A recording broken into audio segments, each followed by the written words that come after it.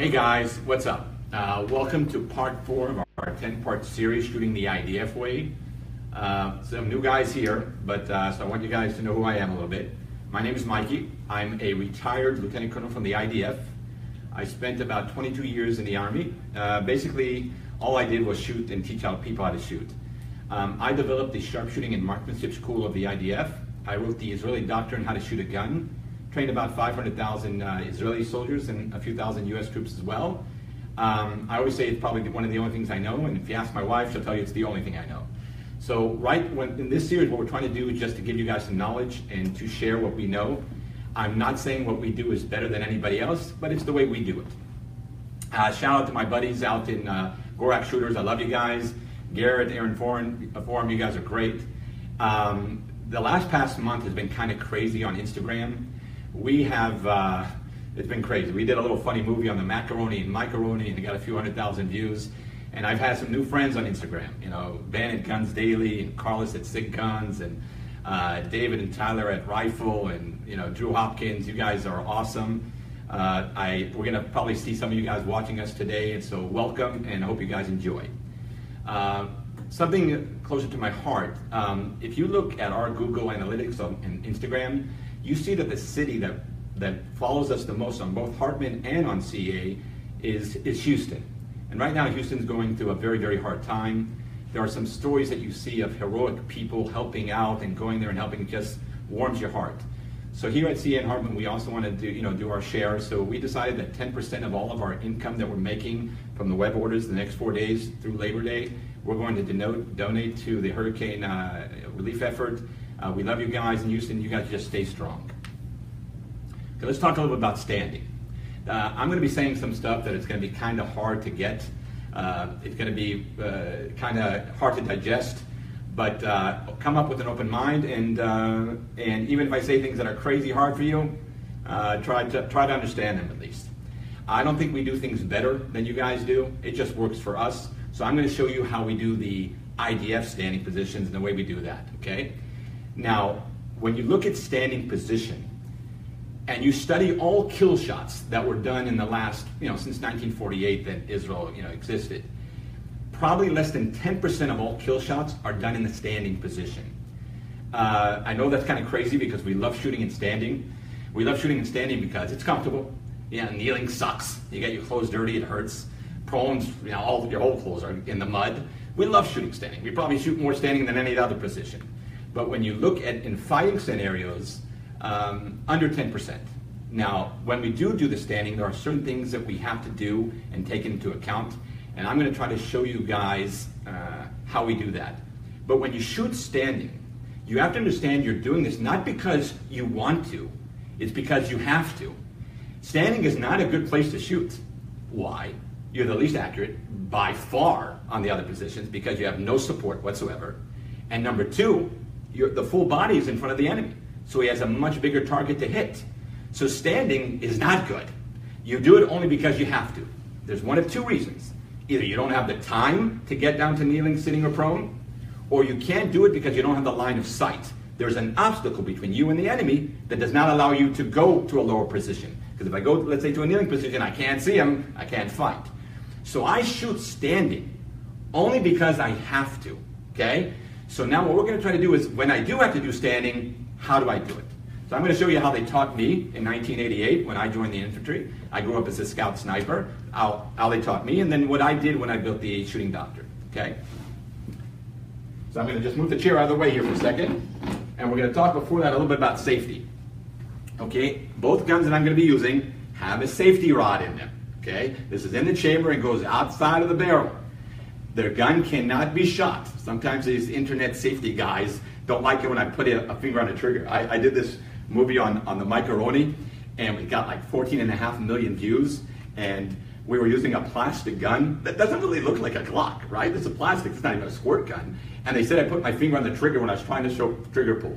So everything we're using here is plastic, no wheel, no ammo, it's all sterile, everything's been checked, okay? I wrote the safety laws for the IDF on how to shoot a gun. This is what I do. So we don't take any chances. You have to be serious with this stuff. Everything we do, we're doing it the correct and the proper way. Everything has been checked and double checked, okay? So when I joined the IDF, This is the yellow rod that we were talking about. The bolts in the back as well. When I joined the IDF, they taught us to shoot in what we call in Hebrew, amidah kravit, which is shooting, standing, fighting sort of thing, okay? It was crazy. This is how I was taught. This is 1988, okay, guys? We were taught that our right leg should be straight, our left leg is forward, and we hold the gun like this, going forward. Our gun will move in an eight shape, and when the gun gets into the middle of the eight, pull the trigger. This is what we were taught. This is crazy, but the entire Israeli army did it that way, okay? This is what we taught. And the anti-terrorist school had a different kind of standing. They would be much, much, much lower. The stock would be very low, close to the sternum, and they would come down. So it was something like really, really tight, low and tight. So those were the two stances that we basically had in the IDF. In 1993, I took over as the head of the marksmanship sharpshooting school. I had like 8 instructors when I started. We finished probably with 250. And I was a second lieutenant. You know, I was a master sergeant, went to officer school, and I started this. I was maybe 5 years in the Army, maybe 23 years old. Now, when we built this, I tried to combine the two. And we call it in Hebrew, amidah instinctivit, or instinctive standing. So the way it works, we teach this in a 3-step phase, and I'll teach you guys exactly how we teach the standing position in the IDF. 1, our starting position is always that my left leg is behind my right leg, showing that I'm walking. That's the idea, okay? So I always start with my left leg behind my right leg. My gun is parallel, safety, towards a target. Now stage 1, when I say 1, I bring my leg forward, smashing it, trying to smash it through the ground, and what I want to do, I want to be 45 degrees with my legs. So it looks like this, 1. So I'm going 1. So now I have 45 degrees here. My weight is evenly based on both legs. I'm not going forward, okay? Even them up, I'm at 45. So it's 1, 2. When I do 2, I'm doing like a semicircle with my gun, and I'm bringing it to my eyes. So it's like 1 and 2. If you notice, the reason I'm semicircling here is I have a vest here with magazines. I can't bring it up because it gets stuck. So I have to go 1, 2, and if you notice, my face is not moving. I do not bring my eyes to the sight, I bring the sight to the eyes. Never, ever bring the stock low and go look for sights. So I'm looking at the enemy. Even if I try to train you not to look at the enemy, you're going to look at the enemy. So basically my eyes are on there. Now I'm just bringing the gun up, so between my eye and the enemy is the sight. That's what we're trying to do, okay? We teach this 1, 2, and 3. So it's 1, 2, pull, pull, pull, shoot, shoot, shoot. 3, I take a check at the bolt to make sure there's no stoppage. When we do stoppages, and we'll talk about this at a later time, it's this, the bolt is either forward, normally you have to just smack and pull the magazine, smack the magazine and pull the receiver, you know, cock the weapon. The bolt's in the middle, you have to take it out and deal with it, or it's in the back and you gotta just change magazine, but we'll get to that in a later episode. Okay, so going, 1, 2, shoot, shoot, shoot, 3, I check. We shoot at 25-meter shoulder targets. This is a IDF shoulder target. And we go up to 50 meters, okay? We do 1, 2, and 3 rounds, 1.5 seconds, 3 seconds, 4 seconds. So we give an IDF infantry guy, IDF tank guy, 4 seconds to bring up the weapon, shoot 3 rounds at 50 meters, which is not a close range, 50, at a shoulder target like this, okay? That's what he has to do to qualify, if you guys call it that. So when we do this, 1, 2, shoot, shoot, shoot, 3. If I go from a different angle, 1, shoot, 2, and 3. So this is the way we do it. You shoot until he falls, okay? So the enemy, you don't stop ever unless he's dead, right? So you don't stop shooting until he's dead. But then we have a problem. We have to deal with the fact, speed against accuracy. A lot of us love to shoot fast. We think we're Rambo. It's kind of cool to do that. We see all these movies and stuff like that, and these Vietnam movies of the magazines never end, and they shoot 500 rounds and they never have to change a magazine. If you ask me, what is the one single problem, as the guy that taught the entire Israeli military how to shoot, this is what I did my whole entire life. What was our one weakness? We shot too fast. The only reason we miss is because we shoot too fast. The objective is not to shoot fast, it's to hit fast. Be the fastest you possibly can be, as long as you're hitting 100%.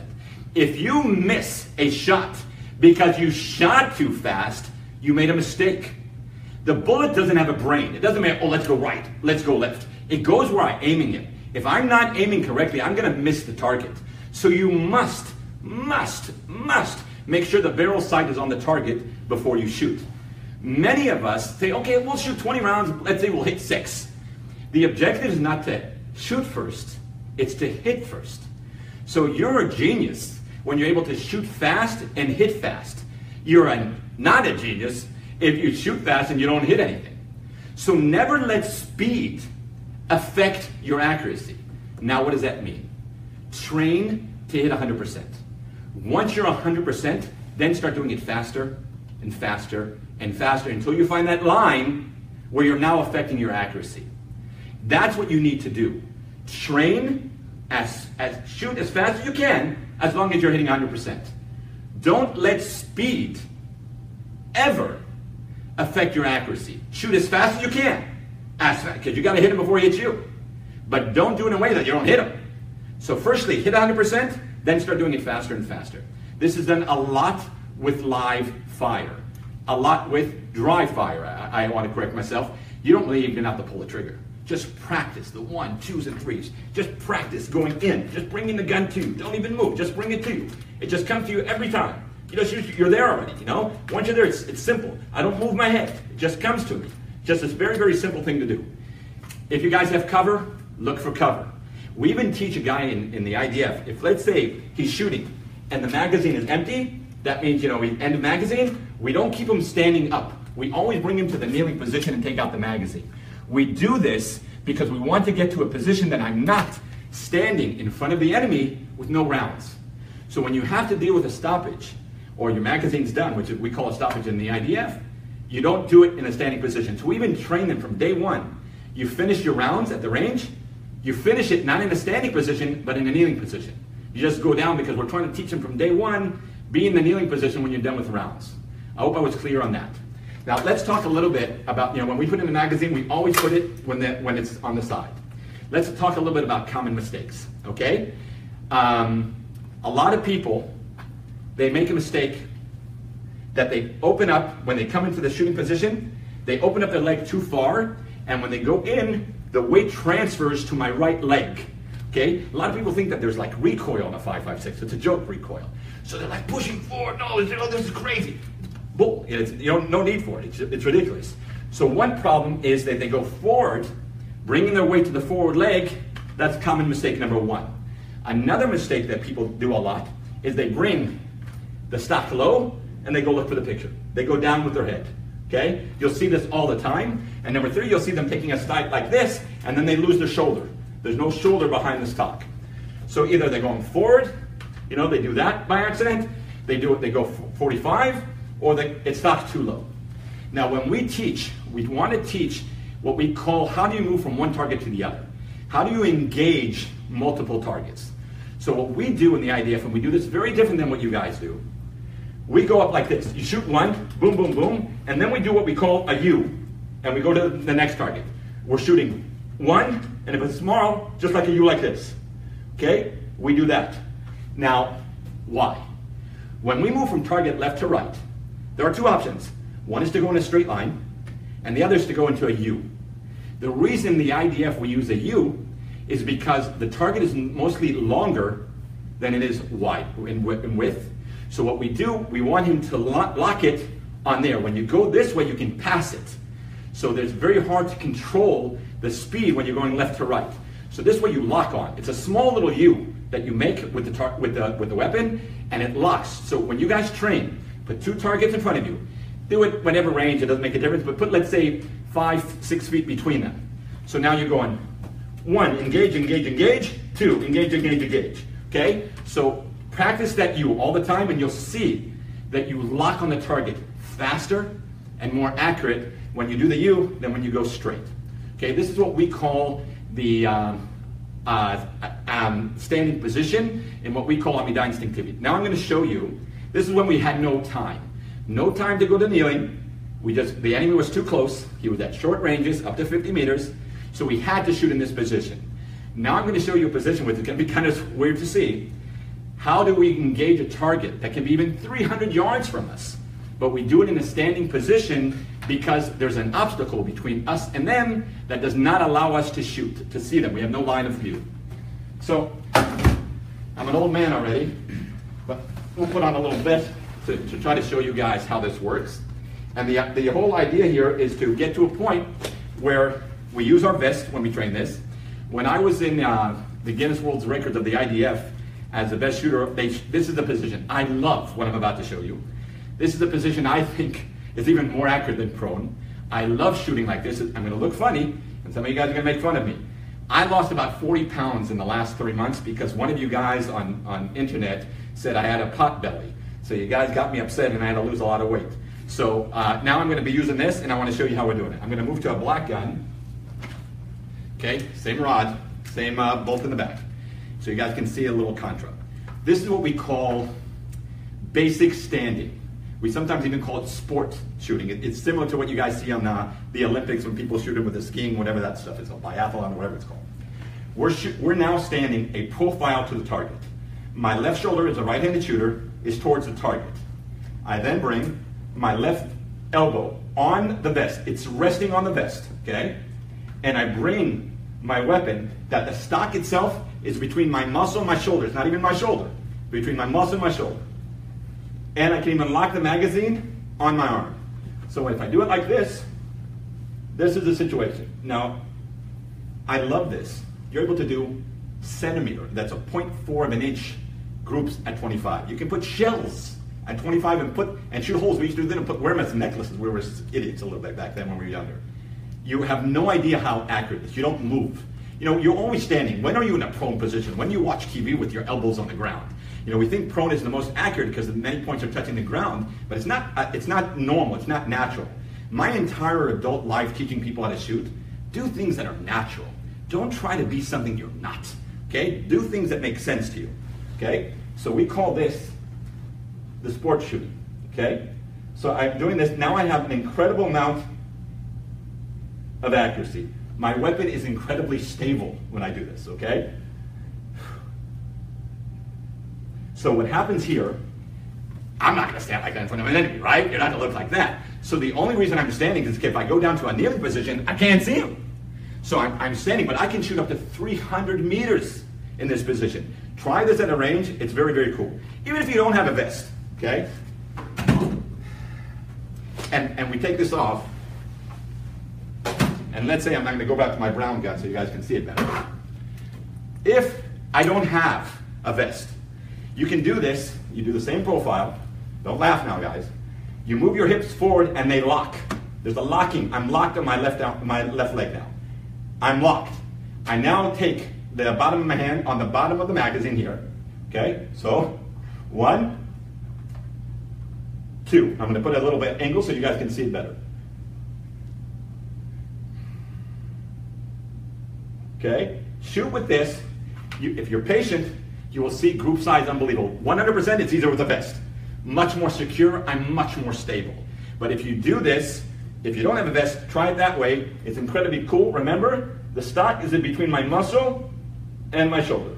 Okay? Very cool thing to shoot with. It's a lot of fun. Even if you look kind of, I don't want to say certain words on the internet, but you don't look cool. We'll say it that way. But if you try it, I don't care how you shoot. As long as you're hitting the target, you can freaking stand on your head for all I care.